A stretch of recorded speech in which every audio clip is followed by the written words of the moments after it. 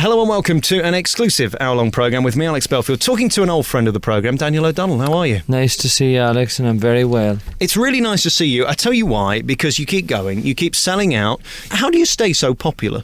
Well, I just enjoy what I do, and the audience that follow what I do are tremendously loyal. They couldn't be better. And do you still enjoy it as much? Absolutely. Let's go back and talk about when you started. When was the moment that you remember thinking, I've made it? Well, I suppose 1986, I remember the band that I travel with now, we have been together, 5 of us, it'll be 23 years in March coming. And we got together on the 6th of March, and then we did some dates over here in the UK, and then we went home to Ireland. And prior to that, you know, the year before, I had another band, but we weren't doing that well. But for some reason, we had released the album, The Two Sides of Daniel O'Donnell, and it got a lot of airplay. A song called My Donegal Shore, which was the first that I recorded in '83, had just taken off on the radios at home. And it was played all the time.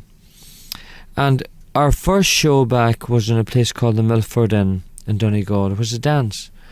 And I remember the dressing room was below the stage. So we were down there. And the band went up. And I knew the place was very full. The people, somebody had said, it's just, you can't move out there. And I could hear the people chanting my name. And I was nearly afraid to go up. It was an unbelievable, moment, because I thought I couldn't understand how it could happen so quickly. From, I stopped in the January because, we'd felt to take a break and start a new band and all that. But in that period, the radio had made such a difference that everybody was coming out. So I think that was the first time I thought, this is strange, it's different, But then, one thing led to another. I Need You started getting played on the radios over here. BBC 2 or Radio 2 played it a lot, and all the regionals. In '92, I Want to Dance With You got on Top of the Pops, and different things over the years, yeah. How would you describe your music? Well, I suppose it's kind of easy listening music. I mean, certainly there's a lot of country music there. But, there's a mixture of Irish, inspirational, rock and roll. How can I say inspiration and rock and roll together? But I can. But it's all married together. There's a thread going through it all, even though some of it is quite different to the others. All right, you've got a brand new album out. We're going to take tracks from this album throughout the programme, and then we're going to come back and find out all about you and your life and what you enjoy doing and why the ladies love you so much, because you are a sex symbol. They just adore you, don't they? Gee whiz. Country Boy's the new album then. What's the best track on it? Well, they're all fantastic. I mean, there's not one better than the other, because they're classic country songs that were big hits. All but one of them, which is the Mother's Birthday song, is an original written by John Farry from County Fermanagh at home that I love too. So I couldn't say play this one because it's better than the other. So you pick whatever you want. Oh, go on then. There must be a favourite then that you love performing more than the others. Well, I love Detroit City. I have always loved Detroit City. So if you want me to pick one, you can play that one. We'll say that's the best one on the album then. We're back on your favourite local radio station with Daniel O'Donnell. Are you happy doing this? Because you're a very private man and we don't see you in all the dodgy magazines. You go on stage and you impress and you bring out these albums and everybody loves you for it. Is it all about the performing? I spoke to Andrea Bocelli a while back and he said if he didn't have to talk to people and do interviews and he could just perform, that would be enough. He's not interested in being showbiz. Well, I'm certainly not a very showbiz type person either, although I don't mind interviews. I don't mind talking on the radio. I'm not so delighted with press interviews, papers, because I find that sometimes, when you speak to somebody like I'm speaking to you now or on the television, I say it and it's heard the way I say it. But when you speak to the press or written press, it can be different. It can come out differently. But generally they're okay too. I'm not complaining about them. But no, I don't mind, because I think that, the people that enjoy what a singer does and from my point of view, you only get to know so much about them on the stage. So this gives you an opportunity to maybe find out a wee bit more. And it's not an intrusion. I think the people that interview me are very respectful, and they just ask what people would like to hear. Just on the fans generally, I think there's only you and Cliff, who I'm aware of, who can get ladies camping outside of theatres days, if not weeks, in advance of tickets going on sale. Respectable ladies at that. Are they really? Yes. So help me with this then. You're so popular, they're prepared to sit in the cold, in the wet, in a tent with no bed, no toilet, no wash facilities, no new clothes, stinking after days because they just need to get your ticket on the front row. Have you put your finger on yet why they're so dedicated? Because some of the biggest stars in the world don't get that. I'm forever humbled at the extent and the efforts they go to get tickets, and the better tickets. It's fantastic, really. It's such a wonderful thing for them to do. I just wish they didn't have to do it, or that they didn't need to do it. But obviously, being in the front adds more to the show for them than being further back. And it's nice for me too, because a lot of the time I would know the people on the front, and you look down, you see them, and they're, that they're there. Well, everybody's with you. Everybody in the hall is there because they want to be there, but only maybe an odd husband is there under duress, because if he'd seen football all year, and she said, well, if you want to see more football, you have to take me. So I feel sorry for the odd husband. Not all the husbands, but just an odd one. But it's just great, the lengths the people go to. When did that happen? How long had you been doing this before you had that kind of intense respect and fascination? I think it started in the late 80s, maybe, where people would go to great efforts to get tickets. Prior to that, now in Ireland, which is unusual too, when we would go, when we were doing the dances, which is and was for us a great, there's a great culture in Ireland of dancing. We would go maybe and arrive at the dance wouldn't start till 11 or 12 at night, and we would maybe arrive at 6 in the evening, and there would be people queuing to get into the dance. Now this was very unusual, maybe 100 people queuing, and I couldn't fathom that one, how so many people because they were going to, well, I suppose there was times when they wouldn't get in if they went there early, but it was, that in itself was quite a shock to me, to see people do this. So I suppose it even happened at home, but not that they would camp out because they couldn't buy tickets. You only got it on the door at that time. So what is it then? Is it your choice of song? Is it you? Is it your looks? What do you think is the reason that you're so captivating to them? I think it's my body. I'm joking. No, let's leave it there. Not my six-pack, no, because I've never bought a six-pack.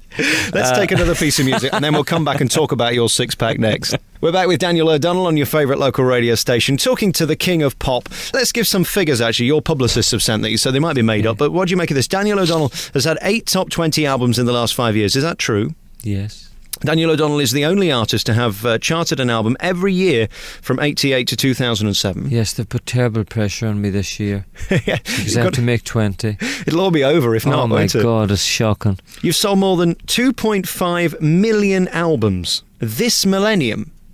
You're one of the UK's top 50 best-selling artists of the 21st century. You spent more than 200 weeks in the UK album charts, reached number 1 with at least 5 music videos. You're kind of the thing that annoys record bosses, because you're not trying to be at the top, yet you are. I know, I think people kind of can't understand it.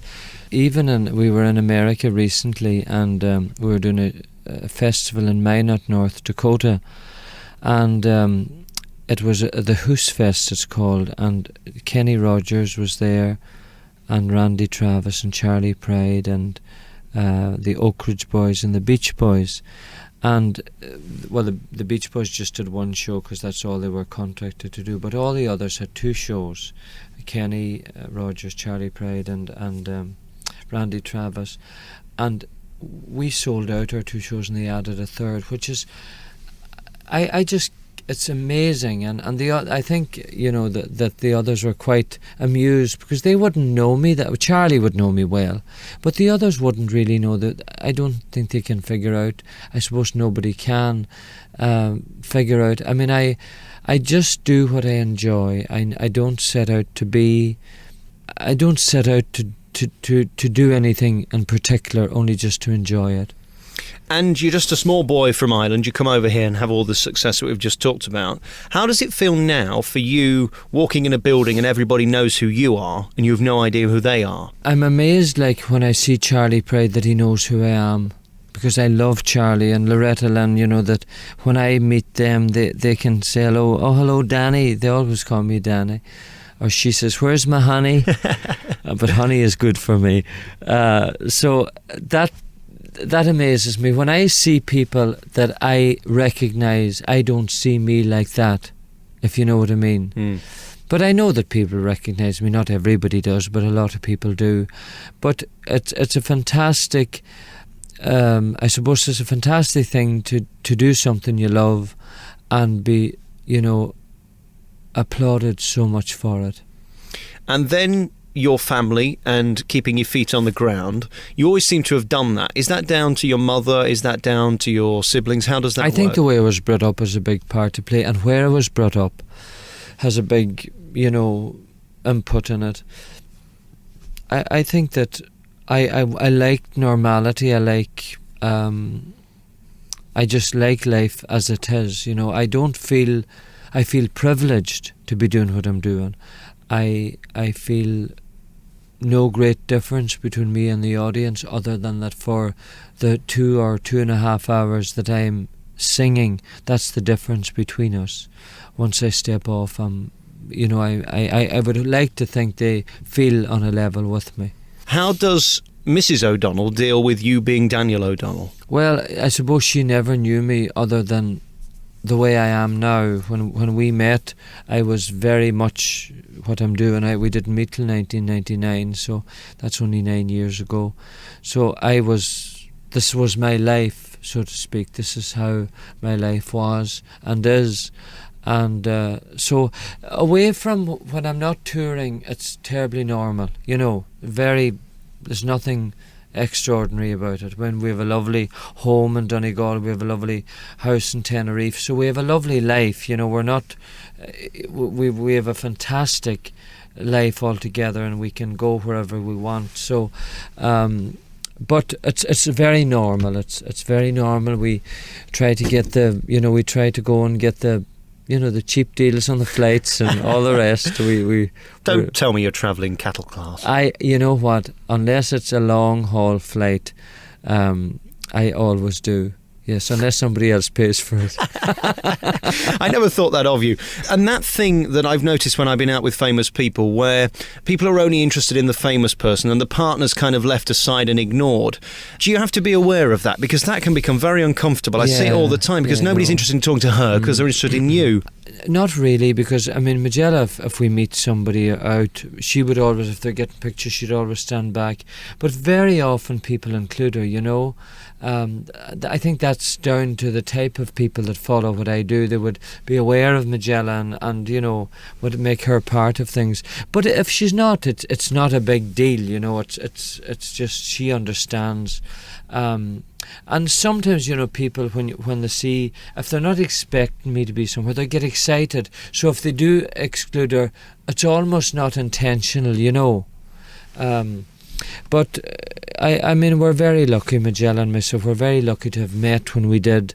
I think the fact that we were older, I was 40 when we got married, I think it makes you more, you're kind of stronger in yourself, and we're stronger together. We're not in our 20s, so the same threats to us are not there as maybe with a young couple. All right, we're going to take another piece of music. We'll take Ring of Fire, which has been the calling card of this album, hasn't it? You've done the video, and it's such a great song as well. Why this song? Did you love it for years? Is it something that you wanted to do? I've always loved it. I love, I suppose, like a lot of people, when it starts, you know, no, even before anything's sung, when you start Ring of Fire, everybody's kind of up. They know it's Johnny Cash's song, and it's such a wonderful thing. And I saw Johnny Cash when we did the Peterborough Festival. It was 1987. They had a festival there. Johnny Cash headlined, so I had the privilege of seeing him on that show, although I didn't meet him. But then when we went to Branson, Missouri, first back in the middle 90s, Sean, my manager, and I went out just to see Branson, and we went to see Johnny Cash. June Carter was there, of course, his wife at the time, and the Carter family, and it was a sensational show. So sometimes when I'm singing and when I hear the song, even my own version, I go back to that night in Branson, and I remember meeting him after and shaking his hand, and he was such a commanding figure, yeah. We're back on your favourite local radio station, Ring of Fire, by our special guest today, Daniel O'Donnell. When you take on somebody else's song, is there ever nerves? Am I going to do it as well as Johnny Cash, or possibly even better? Because what you don't want people to say is, it's not as good as Johnny Cash's version. Yeah, well, I always kind of think that you're never going to do it as good as the person, even if it's better. Or if some might think it's better, if you thought it was better, because that's their hit. No matter what way I sing it, the way that they sung it was what made it a hit. So it's never going to be as good as the original. And I think once you establish that, I'm only trying to sing it, pay tribute to the song and to the singer. And are there any songs that you'd love to do that you just can't, whether it be because it's out of your vocal range or it's just impossible to sing? Well, not really. I mean, I would just be very aware that there's songs that I wouldn't have the capabilities to sing. And, there's many of them. And I would always try to stay within my limit. And I hope I have. Down through the years, there's only one song I recorded that I shouldn't have recorded, and that was Highway 40 Blues. It was on the first album we did with Ritz, and Mick Clerkin, who is the director of Rosette, it is now, but was Ritz at the time, he suggested the songs and said I should record Highway 40 Blues, and I didn't know that I could say, I don't think I can sing that. So I went in and I sang it, and it was like the express train to Glasgow. It was so fast, and I just thought, at the end of it, I hated the song because it just took so much out of me. Nothing wrong with the song. Now, if I had known then what I realised shortly after, and that I don't have to sing anything that I don't feel comfortable with. But when you're starting out, it was a big thing to get with Ritz and all that. I mean, all the way through since, although many of the people in the record company suggest songs to me, I can always say, no, I'm not comfortable with that, and there's no issue of it. As for your voice itself, how protective of it are you? I've spoken to people who say, I can't talk for 3 days before a show and I have to gargle with glycerine 6 times a day. Is it very natural for you, or do you have to really protect your instrument? No, I think I do. I am very aware of my voice, and I think all singers are pain in the tails, really, or pains in the tail, because, we're always coughing and, I wonder what that is. You always... Most singers, woke up this morning, I was a bit hoarse and I was coughing, and 99 times out of 100, you're fine, but there's always that wee thing, because that's what you're working with and that's what you're using, that you're always afraid, there's something going to happen. So I would be kind of, the day of the show, I would try not to do things. I mean, this is over time too. I got to the stage where I said, I don't mind doing it. We've already said the interviews, but on the day of a show, I feel I shouldn't do interviews and I shouldn't meet a lot of people before the show. I meet everybody after, just so that I can give as good as I can on the show. And that feeling of standing in the wings, hearing the ovation, seeing the lights go down, seeing the curtain rise. Is there a way that you can describe that feeling after doing it as long as you have? Does that become normal, or is there still that tingle? Oh, it's just fantastic, to be able to walk out and, to know that people have made the effort to come, because the people, number one, it's not cheap to be there, and they have to get ready, they have to make a journey, maybe stay somewhere if they have a long journey. So it's a huge commitment from them. And I suppose all you hope is that it's going to be everything that they wanted it to be. And that expectation, how do you keep that in control? That they are expecting you to sound like Daniel O'Donnell, to look like Daniel O'Donnell, to perform like Daniel O'Donnell. There's a great expectation for you to deliver. Yeah, well, I suppose I just go out and I try to be. I don't try. I just am myself, and that's all I've ever done down through the years. I never. I don't even have a script as such. You say the same things in or around about songs, but the show doesn't. It's not written in stone. There can be different songs tonight to last night, although there's a lot of songs the same because people expect. And I think that's a big thing for singers to realise, that people come because they love to hear what they want to hear. And even if I've sung Stand Beside Me every night for the last 27 years or more than 27 years, they love Stand Beside Me, and I Want to Dance With You was on Top of the Pops in 1992, 16 years ago. They got it on Top of the Pops. They bought the record, so they obviously liked it, and they're only hearing it once maybe every year, so it's important that they hear it. And it would be extremely arrogant of you to decide that you're bigger than that record now and you don't need it anymore. They want to hear it, you've got to perform it. Yeah. Well, I try. I mean, I'm sure every night there's songs that people say, I wish they'd do this. But I would try to go out and sing as many of the favourites as I could. All right, we're going to come back with our remaining moments. Lots to get to. What turns you on today, what you enjoy doing, and married life. We must talk about that as well next with our remaining moments with Daniel O'Donnell. We're back with our remaining moments with Daniel O'Donnell here on your favourite local radio station. Married life then. Last time I spoke to you, bachelor boy, as you were well known. Now married, what's changed? Well, I suppose if there's any change, it's better. My life is just so much more fulfilled, and I was very happy, single, but I probably would have to say that I didn't know how happy I could be married, and there hasn't been a change, that you say, well, you can't do this or you can't do that, or I'd love to go there, but I'm married and I can't. I've never felt that. So anything that I might not do that I used to do, I obviously don't miss it,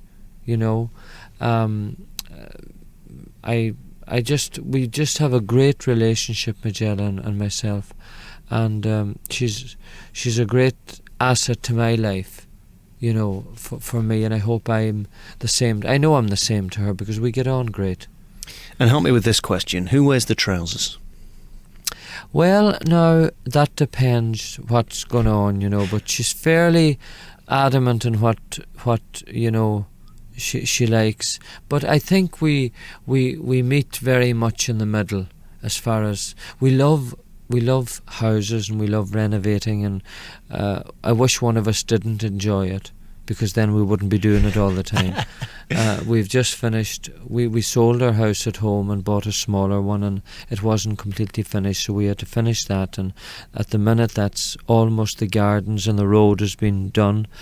Hope it'll be tarred when we get home. And we renovated our house in Tenerife, and that's just been finished. So if you hear that we're doing any more renovation, just shoot us. And you can't ever use that line, can you? Where do you want to go for dinner tonight? I want to go here. And she says, no, I want to go there. You say, well, I'm Daniel O'Donnell. I've had 500 million records. That won't fly, will it? No, I don't think so. That would be the very, very wrong approach. I've got a load of questions from your fans which you've been emailing in. Again, they want to know every little thing about you. So would you indulge us for a few moments? Sure. Your favourite food? My favourite food, I like a bit of Chinese food, not all Chinese food. I like simple food. My favourite thing is mince and potatoes. This was a dish at home that probably was cheap and easy, to finance in the days when things weren't very plentiful. But still, I love it. And I like a steak and chips as well. What would be on your ideal schedule for a night of TV? What would be the first programme you want to watch? Well, I love Coronation Street. Always have done. I suppose if I could get the night to start in the middle of the day, I would watch Countdown, and I would watch Deal or No Deal, and I would certainly watch The Weakest Link, and I love the Eggheads. So you like quizzes? I love quizzes. I always have loved quizzes. And then it goes on then to Emmerdale, Coronation Street. Majella loves EastEnders, and I enjoy it too. I watch it. And after that, what's left? You know, you must have been asked to do Celebrity Weakest Link and things like that. Did you ever consider it? I was never asked. I don't know whether I do it or not. I wouldn't be the brightest spark, in the fire when it comes to answering a lot of general knowledge things. And I think Anne might have a wee fancy for me if she's seen me. I think she'd think you were delicious. Yeah, she might do. To be honest with you, maybe I'd be all right. She does listen to some of my songs. I've met her, so I might have to sing. But she'd probably grope you and things, and you don't want that when you're married, especially from Anne Robinson. Goodness, Anne. And your favourite place to go on holiday, where would that be? Well, we love Tenerife, and I know a lot of people say, "Oh, Tenerife, that's grotty," but we have we just love it. I started going there in 1994, and it's been that's where I met Majella, so it's a fantastic place for me. But we love it. We have a nice place there. The weather's gorgeous, and there's. If we want to go out, we love the Irish bars, and we go out and just have a good old night dancing and singing along with whoever's singing, and it's very enjoyable. And are people generally respectful of you when you're out and about? Yes. I mean, sometimes you get pictures taken, but you're what odds? I'm usually washed and everything when I go out, so it'll be okay. And talking of which, I've got to ask you, because I'm a deeply unattractive man, how do you keep this so polished and the face, no wrinkles? I don't see a single wrinkle, and the teeth so nice and all of that. Do you know what? I've just was on to the dentist there. One of my teeth are falling out down in the bottom, so I don't, and I have a wee bit of grey coming, so I think it's a disastrous affair. I'll be gummy soon. So then what do we do? Do we go to having the hair dyed, false teeth, Botox? No, I won't dye my hair. I don't think.